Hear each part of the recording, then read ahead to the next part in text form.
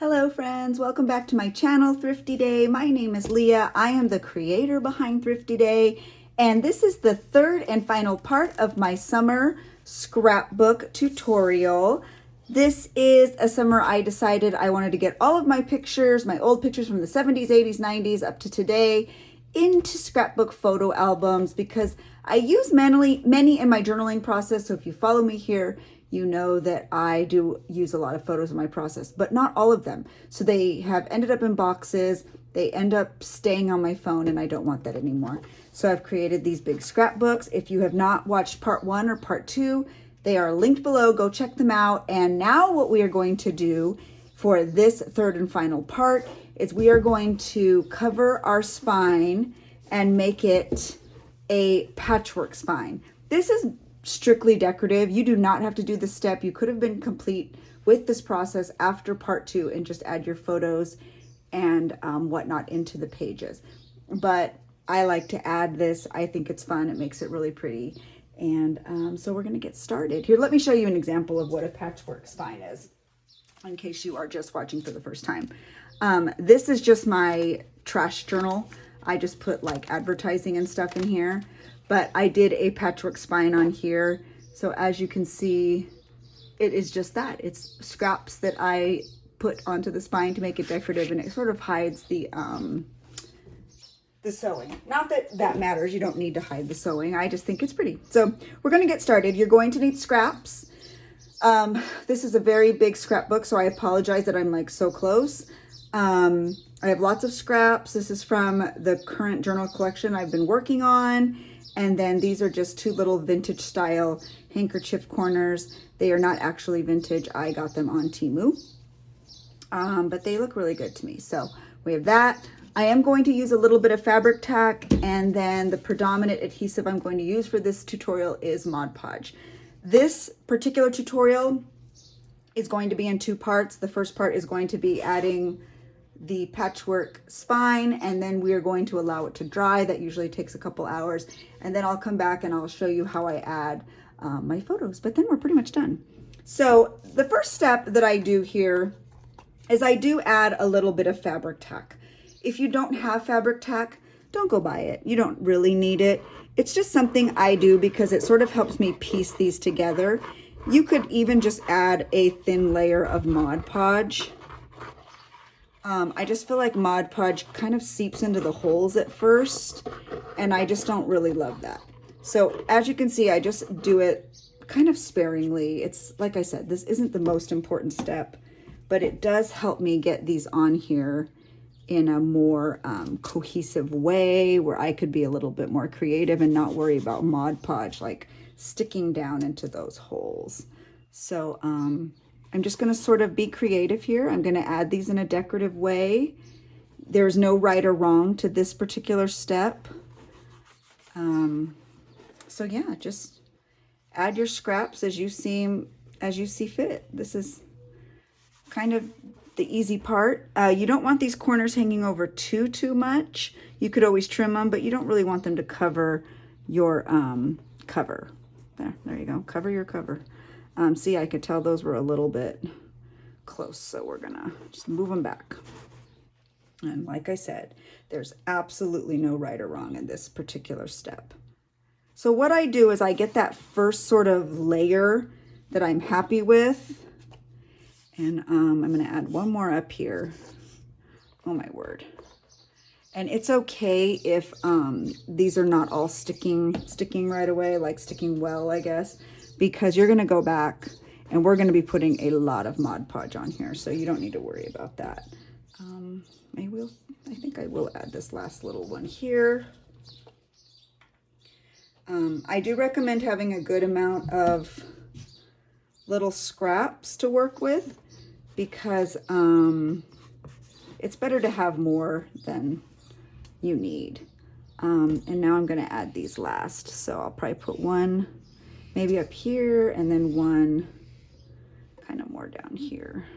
Yeah, okay, I'm gonna put those on last. So now what we're going to do, actually, I'm gonna put the lid back on my fabric tack because if you don't know, fabric tack dries up really quickly, and we don't want that. So now I am going to get my Mod Podge, and this is where you are going to be obscenely generous with your Mod Podge.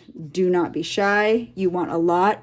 If you've ever decoupaged, you know that you need to use a lot of adhesive. So this is not the time to skimp and not use a lot. Use a ton. This is your moment. I used to be a preschool teacher. I mean, years ago, I'm talking 20 years ago. I was a preschool teacher, and this process sort of reminds me of like when we would paper mache with the kids and you would use tons of that like white Elmer's school glue, and it would always seem like it was way too much, but in the end, of course, because it dries clear, it's not. So yeah, so my point here, and I always have a washcloth because I don't like stuff on my hands.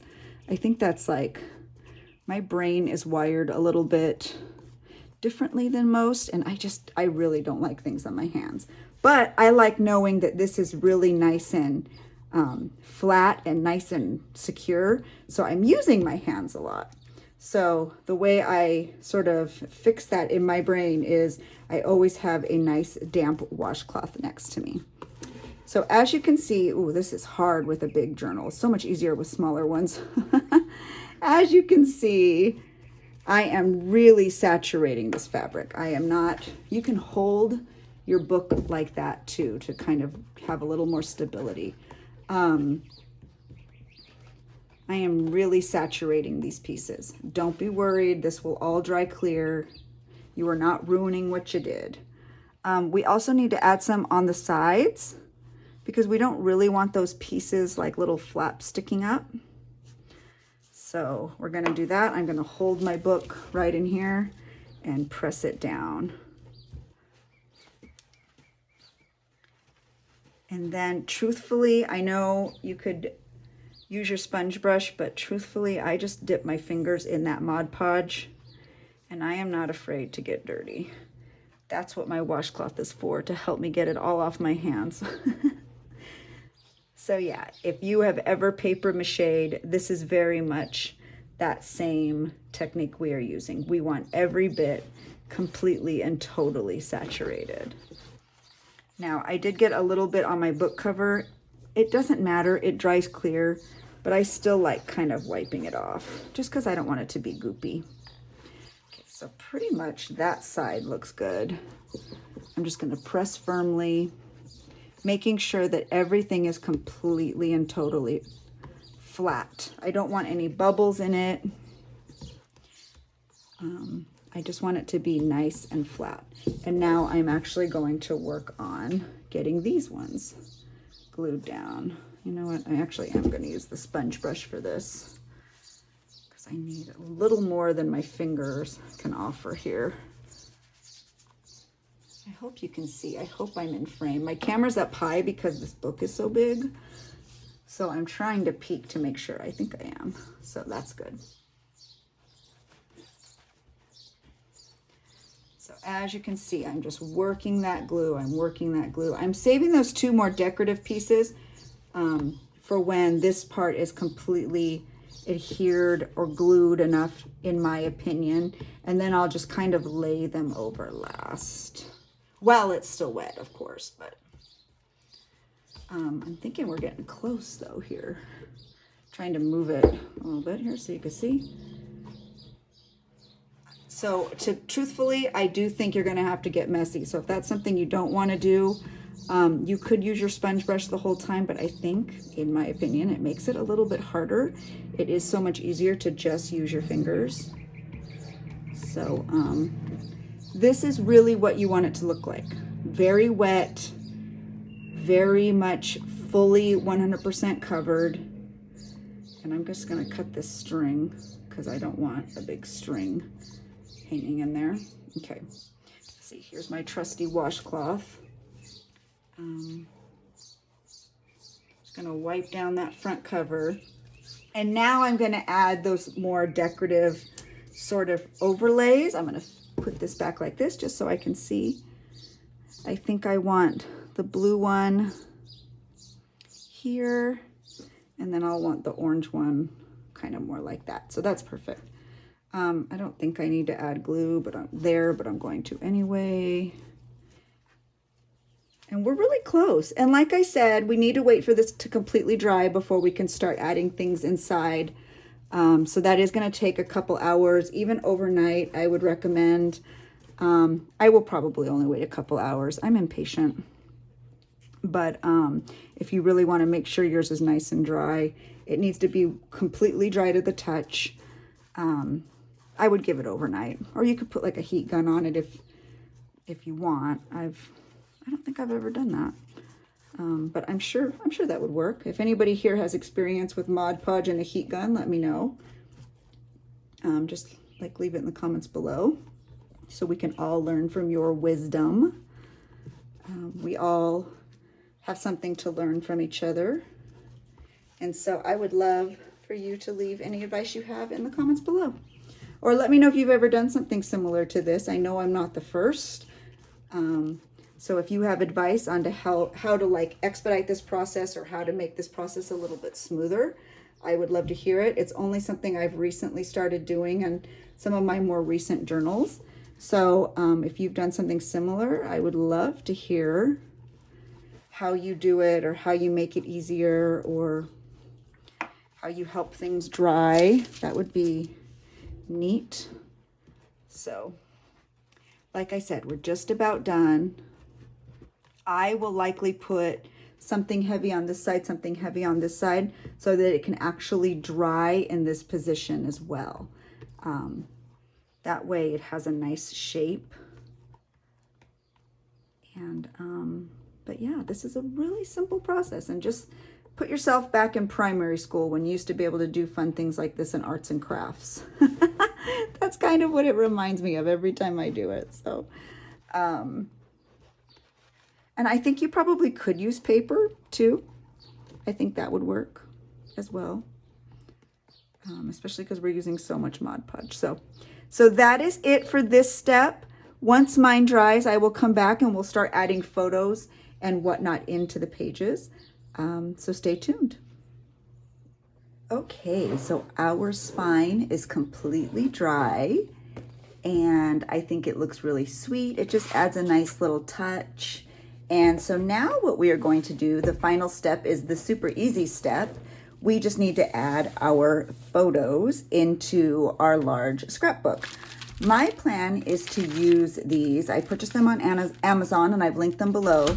I am going to use these photo card pockets. They're clear, they're adhesive. I'm just going to stick 2 to a page on both sides.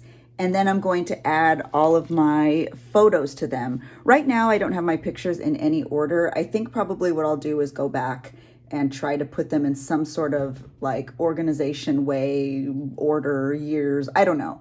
But right now I'm just trying to get everything protected, safe, and in one place. So I'm going to go ahead and just show you. These are super simple. You could even just use double stick tape if you want. You could use photo corners. I chose to purchase and use these pockets, even though it's a bit of an like an expensive endeavor because I need so many, because I literally have thousands of pictures I'm trying to organize this summer. I chose these because I do want to be able to move my pictures around, because right now, let me move my photos. Right now, my goal is just to organize, to protect and house all my pictures. But eventually, maybe later in the summer, I would like to organize them into some sort of time frame, or I don't know. I have no idea, but I'll organize them some way. So it's really simple. I've just done the first page, and let me show you how cute it looks. You could just, oh my gosh, stop. Look at all these cute Disney pictures. How appropriate. This is me probably in the early 80s at Disneyland. That's Main Street, USA. So I'm just going to stick them in. You could put them that way. If they're a little bit longer, you could put them the other way. To me, it doesn't really matter because, like I said, right now I'm just trying to house everything and keep it safe. So what I'm going to do is I am going to go through and I'm going to put all of my pictures. This is one of me and my brother. All of my pictures and pockets into this whole photo album. And once I am done, I will show you what it looks like in the end. And I'm also going to weigh it and tell you how heavy it is. So stay tuned for that. Hold on. Okay, so I have added all of my pictures and all of my photo pockets. And so this scrapbook is complete. I still have to make at least one more to add most of my old childhood pictures. And I won't bore you and flip through the whole thing because most of them are just from the 70s and 80s. But I'm loving this. I love that all of my old photos are housed in one of my favorite covers that I've just been hanging on because I love that castle. I love that Dopey's on the back. I love how sweet the spine looks because when I sit it in my bookcase, that sweet spine will show. And so I hope that this was a good tutorial for you. I just want to make one other note. If you are using those photo pockets, you're going to have a lot of what you might think is trash. Do not get rid of these. They are high quality sticker paper. If you are someone, and they're the ones I purchased are white on the back. You could make sticker books out of these. You can put these in your journal. You can use washi tape, put them in your journal, put stickers on them. I recently did a tutorial creating aged tape, and you need like a wax paper or a non-sticky surface to be able to make that. You can use these to do that.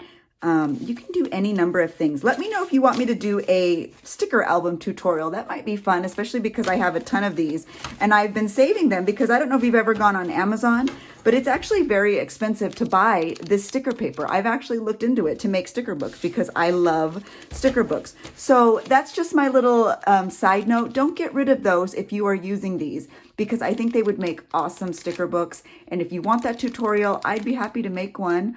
I have never made a sticker book, but I'm sure I could put something together that we could upcycle and then use all of this. So I am not going to get rid of these. I am going to save them. If you have any questions, please leave them in the comments below. I hope this tutorial was something that you'll be able to do this summer as well. Oh, and I did weigh this. Did I mention that already? I did weigh this, and this complete scrapbook with all the photos and everything is almost 5 pounds. So these are heavy, especially depending on the book that you use. So anyway, if this is your first time watching my videos, please give it a like. Please subscribe. I'd love to have you here. It's going to be a summer of tutorials. And like I said, if you want that sticker book tutorial, please comment below and I will see if I could whip something up. If you have not watched part 1 and part 2, it is all linked below. And then you can come back here and watch part 3. So thank you so much for joining me. And I hope that we will meet again in my next video. Have a really great weekend, and thanks for watching, everyone. I'll see you in the next one. Bye.